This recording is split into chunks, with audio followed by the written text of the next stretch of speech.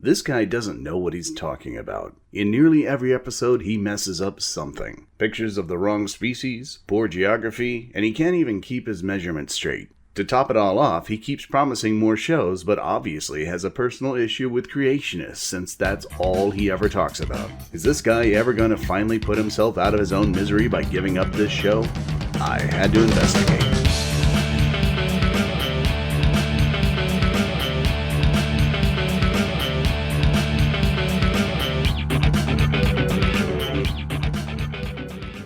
So, another season has passed. It seemed to go by rather fast for me, but here we are. In my previous seasons, I've made a few errors now and then, but this season, oh boy. In episode 61, Hydroplate Theory, I mistakenly cited diorite as having the same constituent chemical composition as granite, but in a more diffused concentration. Hallucigenia reminded me that I should have said rhyolite, not diorite. Duh. Also in this episode, a creationist actually caught one of my errors. I asserted that in the hydroplate model, the planet initially had a molten interior, but a creationist who was asked to remain anonymous corrected me, explaining that in Brown's model, the planet had a cold interior initially, and only after the fountains burst forth did the resulting friction cause the interior to become superheated. I'm glad he corrected me, because now this scenario makes so much more sense. In an ironic twist, he did catch me, however unintentionally, making a straw man. This is the first time I've been caught in a straw man, and it's rather ironic that in the one instance when a creationist would have been correct to use the term, he never used it once. In episode 62, Plate Tectonics, Douglas 10 pointed out to me that I'd mistakenly referred to the U.S. Geodetic Survey as the U.S. Genetic Survey. I got nothing. I can't explain that slip of the tongue. In that same episode, I mistakenly referred to Southern Africa as South Africa. Subduction Zone and Prince Geta were kind enough to correct me, but this is a particular source of shame for me as I actually have a brother who lives in Southern Africa, in Mozambique. I really should have known, and I thought I'd gotten away with it, until I checked my Facebook messages and my brother, Jerry William, was also kind enough to correct me. Very embarrassing. In episode 63, Bird Evolution, I made a series of blunders in presenting photos of Velociraptor, Gynphangopteryx, and Papiosaurus. As Alien Bird pointed out, I got the names and pictures wrong in several places and even ascribed 2 late Cretaceous dinosaurs to the Triassic. Thank you, Alien Bird, for pointing that out. In episode 65, Dating Assumptions, I mistakenly described beta particles as protons and neutrons. A big thank you to the Ugly Gnome for reminding me that beta particles are actually electrons or positrons, and also that gamma emissions are not really particles but electromagnetic radiation.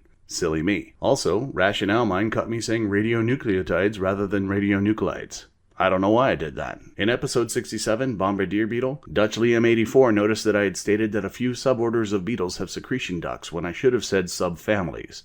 It's all about taxonomy. In episode 68, the coagulation cascade, Boris Bowens was correct to point out that enzymes are catalytically active proteins, so I had miscategorized platelets and fibrin. Platelets are actually cells and fibrin is a structural protein. But the most egregious error I made this year, again spotted by my brother Jerry William and then by the Ugly Gnome, was in my use of the metric system. When stating the concentrations of the factors in the coagulation cascade, I stated them in milligrams instead of micrograms. In episode 69, Peppered Moth, Eric Mishima seemed a little hesitant to point out that I had referred to Robert T. Edelston as Robert S. Edelston. Good catch. In episode 73, Coal Formation, Subduction Zone once again was good enough to correct me that beta emissions will not convert carbon-12 into carbon-14. Nitrogen-14 decay is more than enough to account for any intrinsic C14 in coal. Thank you, yet again. In episode 75, Acombro Figures, Daniel F. graciously pointed out that I had mistakenly said that the figures had been baked at 4,500 degrees when in fact I meant only 450 degrees. Apparently I'm bad at multiples of 10. Appropriately, in episode 79, Peer Review, Gorilla noted that I had presented an auditorium in the Aarhus School of Business and Social Sciences in Aarhus, Denmark, when I was discussing the National Cold Fusion Institute. Unfortunately, as of this upload, I can't even find a picture of the actual institute.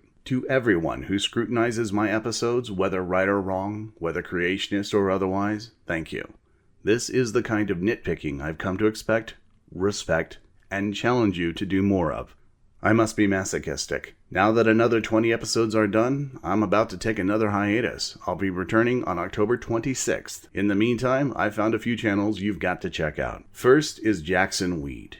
If you don't know who he is, you should. His research is impressive and he has addressed several creationist arguments in far better detail than I have. But the most impressive thing I've seen from him was born of a spur-of-the-moment challenge from Apologia. Oh, so those are to give you some like whale loving time torque? Is that what those are for? Correct. It's all about the leverage. I'm just not going to talk about whale sex today. That's my New Year's resolution. No whale sex talking. Oh, I want Jackson Wheat to do a video about it. Oh, can Jackson do a video about whale sex? Please. Fine. But only because I like you. So, whale sex. And just like that, he published this. Now, we've spent quite a bit of time on the whale penis. But what about the whale vagina? Whale expert Mara Hart points out in her article, Getting to Know Whale Vaginas in 7 Steps, quote, "It's not easy to study a whale vagina, but it is necessary." In over a decade on YouTube, I have watched the skeptical community wax, wane, and even shard into factions over social and political issues. Steve McRae is part of a newer guard that focuses on cohesion in our community. As such, he has hosted some fantastic debates, especially with Kent Hovind. And you have no explanation for that. None. I do indeed. I said, who's looking? Who's cataloging this? Is there a motive to hide evidence if it was found? I think so. A vast conspiracy is your answer? That's not my answer. That is a possibility. I can't recommend subscribing to his great debate community enough, just to be up on the latest debates. Another channel I'm very fond of is Prophet of Zod. On his channel, you'll find some great commentary and animation. The channel began with a stop-motion animated satire of the biblical Exodus called The Rescue of Han Solo, but has evolved since. And for those of you who didn't see where I was taking this from a mile away, the same can be said for morality.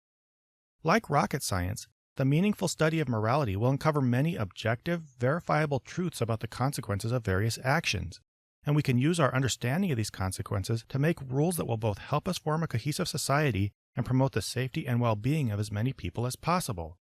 Incidentally, I'm very proud to announce that I was recently cast in his animated series as the voice of God. Please check his channel out. You'll be hearing from me there as well. Around July of last year, I had a debate on Facebook where I questioned that there were any applicable mathematical equations associated with evolution. I thought I was debating a creationist. The person I was debating proceeded to school me at great length on how wrong I was. This eventually led to episode 78, Evolutionist Maths. That individual turned out to be YouTuber Exabyte Spider, but more recently he has a Facebook channel called Here is the Evolution. A direct response to the Where is the Evolution page, his memes pack as much information in a single photo as many of my episodes do over several minutes.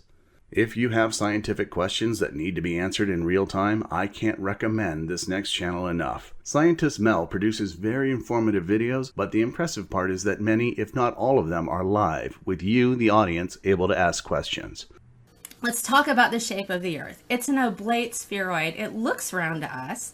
Instrumentation shows us the shape, but we can't rely exclusively on sight because our eyes can kind of fool us, right?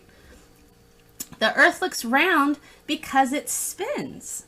To give more credit where credit is due, her webcast on peer review informed my own episode 79 on that same topic. Thank you, Mel, for enlightening me on the process. As I prepare for some time off, it's time for me to announce that the next season of this show will be the last season. After the 100th episode, I'd like to start taking on other pseudoscience besides creationism. Additionally, I'm still evaluating whether flat earthism is even appropriate for this show. There are creationists who believe in a flat earth, but it gets complicated when you realize that the president of the Flat Earth Society, Daniel Shenton, accepts evolution. I can't tell if he's a Poe or not. Some of you might know the feeling if you remember back to when you first started watching my show. But this doesn't mean the show is over at that point either. It just means I won't be doing it seasonally anymore. There will undoubtedly be new creationist arguments I'll see that I'll have to address, but that will be in between other science and of course my Evolution of Religion project, which I'm still developing. And last, some of you may have noticed that the last few episodes had advertisements attached to them. Ironically, I've gotten reports that the ads have been religious. The ads were part of an experiment I was conducting for some fellow YouTubers to see if monetizing videos makes them show up more often in people's feeds, resulting in more views. Unfortunately, my little experiment yielded little, if any, data that would confirm or falsify the hypothesis, and the study was completely unscientific anyway.